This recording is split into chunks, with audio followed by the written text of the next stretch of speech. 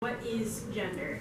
And to go into what gender is, first you have to go into what gender isn't. There are two topics that are most often mixed up with gender, and that's sex and sexuality, but these three things are entirely different. They don't,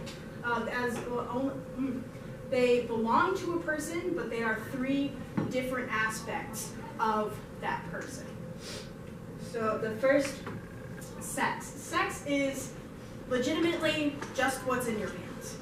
This doesn't determine your sexuality, it doesn't determine your gender, it's just whether you have an XY or an XX, XY being male, XX being female. You guys probably already knew that already, basic biology.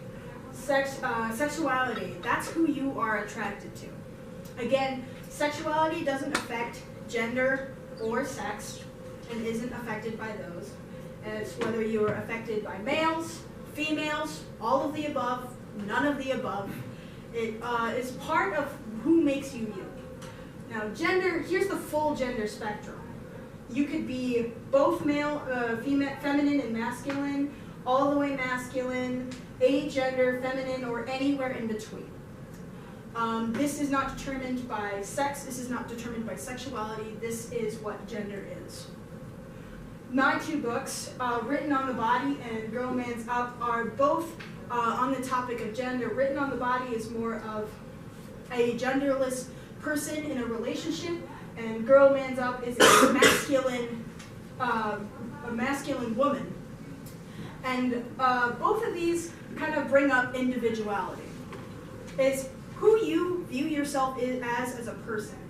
You know, society pushes this binary, like you're supposed to be this or this, and there's no in between, but in reality, there are many different shades of the rainbow, not only just the 7 colors. And to discover yourself, like your gender and your sexuality, is how to learn to love yourself. And loving yourself is really important for life, because if you love yourself, if you don't love yourself, you have a hard time loving others. And loving others is extremely important because humans need social interaction to live. That's just a given fact.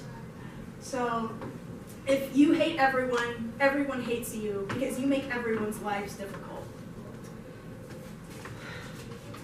And if everyone is like, if you love everyone and you're spreading that positivity around, everyone ends up happier on the end. There's some people shut down themselves. You know, they don't want to look into these parts of themselves because it scares them, but in reality, it just helps you. It makes you happier and it gives you a better life. That is the end of my presentation.